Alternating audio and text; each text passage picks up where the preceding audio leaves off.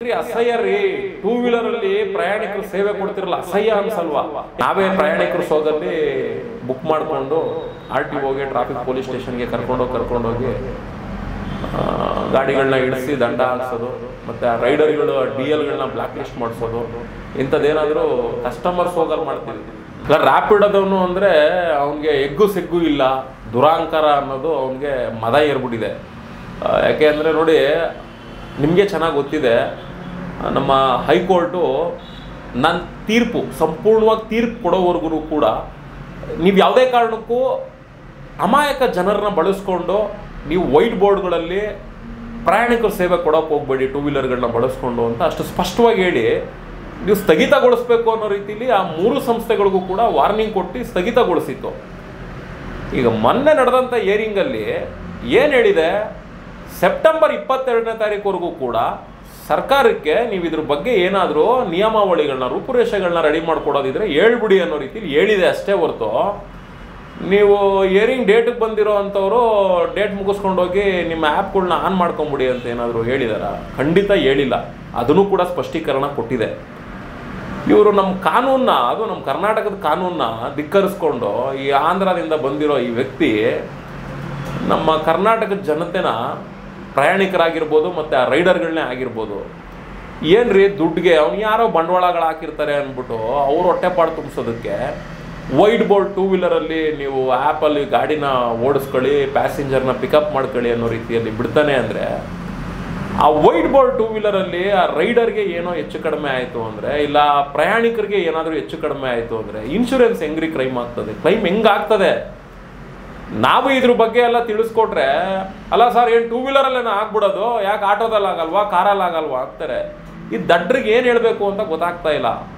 ಕಾರಲ್ಲೂ ಆಗ್ತದೆ, ಟೂ ವೀಲರಲ್ಲೂ ಆಗ್ತದೆ, ಫ್ಲೈಟಲ್ಲೂ ಆಗ್ತದೆ, ಟ್ರೈನಲ್ಲೂ ಆಗ್ತದೆ. ಆಕ್ಸಿಡೆಂಟ್ ಅನ್ನೋದು ಯಾರು ಏನೂ ತಪ್ಸೋಕ್ಕೆ ಸಾಧ್ಯ ಇಲ್ಲ.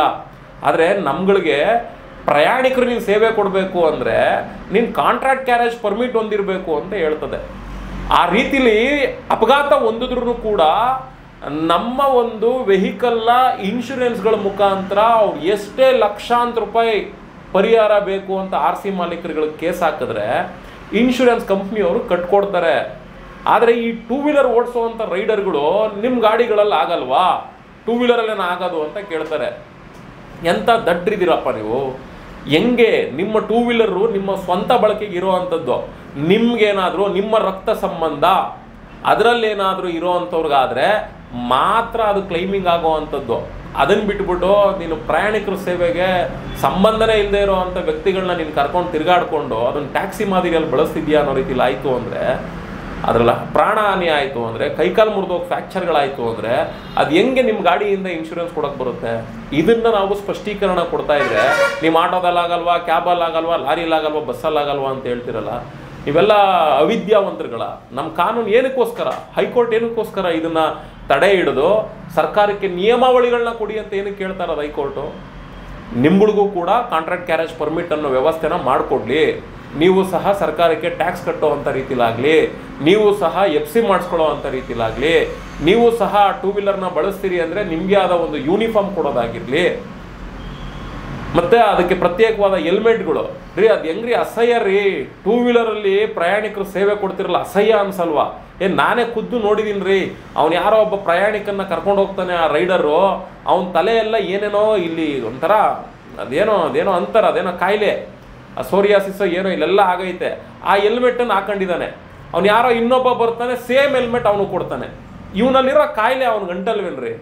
ಹೆಂಗ್ರಿ ಪ್ಯಾಸೆಂಜರ್ ಸೇವೆನ?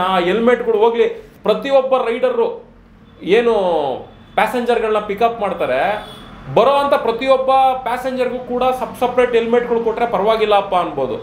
ಇಲ್ಲ ಆ ಪ್ಯಾಸೆಂಜರ್ಗಳು ಮನೆಯಿಂದನೇ ಅವರೇ ಪ್ರತ್ಯೇಕವಾಗಿ ಒಂದು ಹೆಲ್ಮೆಟ್ ಎತ್ಕೊಂಬಂದ್ರು ಪರವಾಗಿಲ್ಲ ಅನ್ಬೋದು. ಯಾರೋ ಬೇಡದೇ ಇರೋ ಅನ್ನೆಸೆಸರಿ ಪರ್ಸನ್ಸ್ಗಳು, ಕೆಲವ್ರದೆಲ್ಲ ಸ್ವೆಟ್ ಆಗ್ತಿರ್ತವೆ ತಲೆ ಒಳಗಡೆಯಿಂದ, ಅವ್ರು ಆರಾಮಾಗಿದ್ರು ಕೂಡ ಬೆವರು ನೀರು ಬರ್ತಾ ಇರ್ತದೆ. ಅಂಥದ್ದೆಲ್ಲ ಹೆಲ್ಮೆಟಲ್ಲಿ ಇರಲ್ವಾ? ಆಟೋಮೆಟಿಕ್ಲಿ ಅಂಥ ವೈರಸ್ಗಳೆಲ್ಲ ನಿಮ್ಮ ತಲೆಗಳು ಸೇರಿಕೊಂಡು ನಿಮ್ಮ ಆರೋಗ್ಯ ಹಾಳಾಗಲ್ವೇನ್ರಿ? ದಯವಿಟ್ಟು ಜನ ಅರ್ಥ ಮಾಡ್ಕೊಳ್ಬೇಕು. ಹೌದು, ನಿಮಗೆ ಕಮ್ಮಿ ರೇಟಲ್ಲಿ ಹೋಗ್ಬೋದು. ಈಗ ನೋಡ್ರಿ, ನಾನು ಹೇಳೋದು ಇಷ್ಟೇ, ಆಟೋದವ್ರು ಕರ್ದ ಕಡೆ ಬರಲ್ಲ ಅಂತ ಸಾಕಷ್ಟು ಜನ ಪ್ರಯಾಣಿಕರು ಹೇಳ್ತಾರೆ. ಕ್ಯಾಬು ಬಳಸಿ, ನೀವೆಲ್ಲ ನೋಡ್ಬೋದು, ಆಟೋಗಿಂತ ಕಮ್ಮಿ ರೇಟಲ್ಲೂ ಕೂಡ ಕ್ಯಾಬ್ಗಳು ಸಿಗ್ತವೆ ಕೆಲವೊಂದು ಟೈಮು. ಕ್ಯಾಬು ಬಳಸಿ, ಆಟೋದವ್ರನ್ನೂ ಪ್ರಯತ್ನ ಪಡಿ. ಹೇಳಿಲ್ವಾ ಪೊಲೀಸ್ನವರು? ಬರಲ್ಲ ಅಂದರೆ ನಮಗೆ ದೂರವಾಣಿಗೆ ಸಂಪರ್ಕ ಮಾಡಿ, ನಾವು ಅವ್ರ ಮೇಲೆ ಸೀರಿಯಸ್ ಆಕ್ಷನ್ ತೊಗೊಳ್ತೀವಿ ಅಂತ. ನಿಮ್ಗಳಿಗೆ ಅದರಲ್ಲಿ ತುಂಬ ಸೇವ್ ಆಗಿಬಿಡುತ್ತೆ ಬೈಕ್ ಟ್ಯಾಕ್ಸಿಲಿ ಹೋದ್ರೆ ಅಂದ್ಕೊಂಡು ಆ ಬೈಕ್ ಟ್ಯಾಕ್ಸಿಲೆಲ್ಲ ಹೋಗ್ತೀರಾ. ಹೆಲ್ಮೆಟ್ಗಳು ನೋಡಬೇಕು, ದಿನಕ್ಕೊಂದು 20 ಜನ 30 ಜನ ಯೂಸ್ ಮಾಡಿರ್ತಾರೆ. ಯಾರ್ಯಾರಿಗೆ ಏನೇನು ಸಮಸ್ಯೆಗಳಿರ್ತಾವೋ ಅದನ್ನು ನಿಮ್ಮ ತಲೆ ಮೇಲೆ ಹಾಕ್ಕೊಂಡು ಇನ್ನೂ ಕಾಯಿಲೆಗಳು ಬರ್ಸ್ಕೊಂಡು ನೀವು ನಿಮ್ಮ ಕುಟುಂಬದವ್ರಿಗೆಲ್ಲ ಆ ಕಾಯಿಲೆನ ಸ್ಪ್ರೆಡ್ ಮಾಡೋದಕ್ಕೆ ಅಂತಲೇ ಆ ಬೈಕ್ ಟ್ಯಾಕ್ಸಿಗಳನ್ನ ಬಳಸ್ಕೊಳ್ತೀರೇನ್ರಿ. ನಮಗೆ ಅದನ್ನೆಲ್ಲ ನೋಡಿದ್ರೆ ಅಸಹ್ಯ ಅನ್ನಿಸ್ತದೆ. ನಿಮ್ಗಳಿಗೆ ಅರ್ಥ ಆಗಬೇಕು ಆ ಬೈಕ್ ಟ್ಯಾಕ್ಸಿ ಬಳಸೋ ಅಂಥವ್ರಿಗೆ. ಬೈಕ್ ಟ್ಯಾಕ್ಸಿನೇ ಅಲ್ಲ ಬಿಡಿ, ನೋಡೋಣ. ಈಗ ಹೈಕೋರ್ಟ್ ಹೇಳಿದೆ 22ನೇ ತಾರೀಕು ಸೆಪ್ಟೆಂಬರ್ಗೆ ಅಂತೇಳಿ. ಸರ್ಕಾರ ರೀಸೆಂಟ್ಲಿನೂ ಕೂಡ ನಮ್ಮ ಟ್ರಾನ್ಸ್ಪೋರ್ಟು ಅಡಿಷನಲ್ ಕಮಿಷನರ್ ಹೇಳಿದರು, ನಾವು ಯಾವುದೇ ಕಾರಣಕ್ಕೂ ಯಾವ ರೂಪುರೇಷೆನೂ ಕೂಡ ರೆಡಿ ಮಾಡೋದಿಲ್ಲ ಅಂತೇಳಿ. ನಮಗೂ ಕೂಡ ಭರವಸೆ ಇದೆ, ಸರ್ಕಾರ ಯಾವುದೇ ಕಾರಣಕ್ಕೂ ಯಾವುದು ರೂಪುರೇಷೆಗಳನ್ನ ರೆಡಿ ಮಾಡೋದಿಲ್ಲ ಅಂತೇಳಿ. ಹಾಗೆ ಯಾವುದು ಇದು ಫೇಕ್ ಸಂಘಟನೆ, ಈ ರ್ಯಾಪಿಡೋದವರು ಏನು ಮಾಡಿದ್ದಾರೆ, ಅವರೇ ಸ್ವತಃ ಒಂದು ಸಂಘಟನೆನ ಕ್ರಿಯೇಟ್ ಮಾಡಿಸಿ ಅವರ ಕಾರ್ಯ ಸಾಧನೆ ಮಾಡ್ಕೊಳ್ಳೋ ಸಲುವಾಗಿ ಆ ಒಂದು ಸಂಘಟನೆ ಬಳಸ್ಕೊಳ್ಳೋದ್ರ ಮುಖಾಂತರ ಏನೋ ರಾಹುಲ್ ಗಾಂಧಿ ಅವ್ರನ್ನ ಭೇಟಿ ಮಾಡಿ ರೂಪುರೇಷೆಗಳನ್ನ ರೆಡಿ ಮಾಡಿಸೋವಂಥ ವ್ಯವಸ್ಥೆಗಳನ್ನ ಮಾಡಿಸ್ತಾ ಇದ್ದಾನೆ ಈ ರ್ಯಾಪಿಡೋ ಸಂಸ್ಥೆಯವನು. ಹಂಗಾಗಿ ನೋಡಬೇಕಾಗ್ತದೆ, ರಾಹುಲ್ ಗಾಂಧಿ ಅವ್ರು ಏನಾದರೂ ಸಿದ್ದರಾಮಯ್ಯ ಜಿ ಅಂತ ಏನಾದರೂ ಫೋನ್ಗಿನ್ ಮಾಡಿದ್ರಾ, ಇಲ್ಲ ಸಿದ್ದರಾಮಯ್ಯ ಅವ್ರು ಏನಾದರೂ ರಾಮಲಿಂಗಾರೆಡ್ಡಿ ಅವ್ರಿಗೆ ನಿಮ್ಮ ಲಾಯರ್ಗೆ ಹೇಳ್ಬಿಡಪ್ಪ ಅದೇನಿದೆ ನಿಯಮಾವಳಿಗಳು ಮಾಡ್ಬಿಡು, ರಾಜಣ್ಣನ ತೆಗ್ದಂಗೆ ನಮ್ಮನ್ನು ತೆಗೆದುಬಿಟ್ರೆ ಕಷ್ಟ ಅಂತ ಏನಾದರೂ ಹೇಳಿದಾರೋ ಏನೋ ಗೊತ್ತಿಲ್ಲ. ಕಾದು ನೋಡಬೇಕಾಗ್ತದೆ. ಸೆಪ್ಟೆಂಬರ್ 22ಕ್ಕೆ ನಮ್ಮ ಸರ್ಕಾರಿ ವಕೀಲರು ಅದ್ರ ಬಗ್ಗೆ ಏನು ಹೇಳ್ತಾರೆ ಹೈಕೋರ್ಟ್ಗೆ ಅಂತೇಳಿ. ಹಾಗಾಗಿ ರ್ಯಾಪಿಡೋದನ್ನು ಉದ್ದಟತನ ಮೆರೀತಾ ಇದ್ದಾನೆ. ಇದು ಒಳ್ಳೆಯದಲ್ಲ. ಇವಾಗ ನೀನೇನು ರನ್ ಮಾಡಿಸ್ತಾ ಇದೆಯಾ, ಇದ್ರ ವಿಷಯ ಆಲ್ರೆಡಿ ಮಾಧ್ಯಮದ ಮುಖಾಂತರ ಎಲ್ಲಿಗೆ ರೀಚ್ ಆಗಬೇಕಾಗಿದೆಯೋ ಅಲ್ಲಿಗೆ ರೀಚ್ ಆಗಿದೆ. ಖಂಡಿತ ನೆಕ್ಸ್ಟ್ ಹಿಯರಿಂಗಲ್ಲಿ ಈ ವಿಚಾರನ ಜಡ್ಜ್ ಸಾಹೇಬ್ರ ಮುಂದೆ ಇಟ್ಟೇ ಇಡ್ತಾರೆ. ಆದಷ್ಟು ನೋಡು, ಜಡ್ಜ್ ಸಾಹೇಬ್ರು ಕಣ್ಣಿಗೆ ಕೆಂಗಣ್ಣು ಗುರಿಯಾಗಕ್ಕೆ ಹೋಗ್ಬೇಡ. ರ್ಯಾಪಿಡೋ ಟೆಂಟ್ ಎತ್ಬಿಟ್ರೆ ಕಷ್ಟ. ಪರ್ಮನೆಂಟ್ಲಿ ಅವನ್ನ ಇಲ್ಲಿಂದನೇ ನುಟ್ಲು ಮಾಡಿ ಬಿಸಾಕ್ರಿ ಅಂತ ಏನಾದರೂ ಆದೇಶ ಕೊಟ್ಬಿಟ್ರೆ ಹೆಂಗೋ ಒಂದಷ್ಟು ಜನ ಇನ್ವೆಸ್ಟ್ಮೆಂಟರ್ಗಳನ್ನ ಇಟ್ಕೊಂಡು ಲಾಭ ಮಾಡ್ತಿದ್ಯಾ, ಅವ್ರ ಬಾಯಿಗೂ ಮಣ್ಣು ಹಾಕಿ ನೀನು ಮಣ್ಣು ಹಾಕೊಂಡು ಹೋಗ್ಬಿಡ್ತೀಯ. ಇದೆಲ್ಲ ಒಳ್ಳೇದಲ್ಲ. ಸಂಘಟನೆ ಕಡೆಯಿಂದ ಇಲ್ಲಿ ಕ್ರಮ ತಗೊಳ್ಳೋದಕ್ಕೆ ಹೋದರೆ ಏನಾಗ್ತದೆ, ಈ ಕೆಲವು ಅಮಾಯಕರುಗಳು ಅವ್ರಿಗೆ ಏನು ಹೇಳಿದ್ರು ಅರ್ಥ ಆಗ್ತಾ ಇಲ್ಲ ಈ ರೈಡರ್ಗಳಿಗೆ. ನಾವು ಮಾಧ್ಯಮದ ಮುಖಾಂತರ ಸುದ್ದಿನ ಮಾಡಿಸ್ಲೇಬೇಕಾಗಿ ಬಂತು, ಮಾಡಿಸಿದ್ದೀವಿ. ಮಾಧ್ಯಮದವರು ಕೂಡ ಅದನ್ನು ಸುದ್ದಿ ವರದಿ ಮಾಡಿದ್ದಾರೆ. ಆಮೇಲೆ ನಾವು ಕಾನೂನು ರೀತಿಯಲ್ಲಿ ಎಲ್ಲೂ ಮುಟ್ಟಿಸ್ಬೇಕಾಗಿತ್ತೋ ಅಲ್ಲಿ ಮುಟ್ಟಿಸೋವಂಥ ಕೆಲಸನೂ ಕೂಡ ಮಾಡಿದ್ದೀವಿ. ಅವರು ಜಡ್ಜ್ ಸಾಹೇಬರು ಮುಟ್ಟಿಸೋವಂಥ ಕೆಲಸನೂ ಕೂಡ ಖಂಡಿತ ಮಾಡೇ ಮಾಡ್ತಾರೆ. ನೋಡ್ತೀವಿ. ಇನ್ನೂ ಹಿಯರಿಂಗ್ ಡೇಟು ಸೆಪ್ಟೆಂಬರ್ವರೆಗೂ ಇದೆ ಅಲ್ವಾ. ಈ ವಾರ ಗಣೇಶ ಗೌರಿ ಹಬ್ಬ ಎಲ್ಲ ಕಳೀಲಿ, ಮತ್ತೆ ಹಂಗೆ ಮುಂದುವರಿಸ್ತಾರೆ ಅಂದರೆ ಮತ್ತೆ ಬ್ಯಾಚ್ಗಳು ರೆಡಿ ಮಾಡ್ತೀವಿ. ನಾವೇ ಪ್ರಯಾಣಿಕರು ಸೋಗಲ್ಲಿ ಬುಕ್ ಮಾಡಿಕೊಂಡು RTOಗೆ ಟ್ರಾಫಿಕ್ ಪೊಲೀಸ್ ಸ್ಟೇಷನ್ಗೆ ಕರ್ಕೊಂಡೋಗಿ ಗಾಡಿಗಳನ್ನ ಇಡಿಸಿ ದಂಡ ಹಾಕ್ಸೋದು, ಮತ್ತು ಆ ರೈಡರ್ಗಳು DLಗಳನ್ನ ಬ್ಲ್ಯಾಕ್ ಲಿಸ್ಟ್ ಮಾಡಿಸೋದು, ಇಂಥದ್ದೇನಾದರೂ ಕಸ್ಟಮರ್ಸ್ ಹೋಗಲ್ಲಿ ಮಾಡ್ತೀವಿ. ನಾವು ಕ್ಯಾಬ್ ಡ್ರೈವರು ಆಟೋ ಡ್ರೈವರು ಅಂತ ಬುಕ್ ಮಾಡಿ ಕರ್ಸ್ಕೊಳ್ಳೋದಲ್ಲ. ನಾವೇ ಪ್ರಯಾಣಿಕರು ಅಂತಾರ ಮಾಡಿಕೊಂಡು ನಾವೇ ನೇರವಾಗಿ ಕರ್ಕೊಂಡೋಗಿ ಈ ರೀತಿಲಿ ಮಾಡಿದ್ದೀವಿ. ಆಲ್ರೆಡಿ ಸುಮಾರು ಮಾಡ್ತಾಯಿದ್ದೀವಿ, ನಡೀತಾ ಇದೆ. ಇನ್ನೂ ಆಮೇಲೆ ಜಾಸ್ತಿ ಆಗ್ತದೆ. ಗೌರಿ ಗಣೇಶ ಹಬ್ಬ ಎಲ್ಲ ಮುಗಿಲಿ. ಅಷ್ಟೊಡೆ 22ನೇ ತಾರೀಕು ಒಳಗೆ ಏನು ಡಿಸೈಡ್ ಆಗ್ತದೋ ಆಗಲಿ ಅಂತ ನೋಡ್ತಾ ಇದ್ದೀವಿ.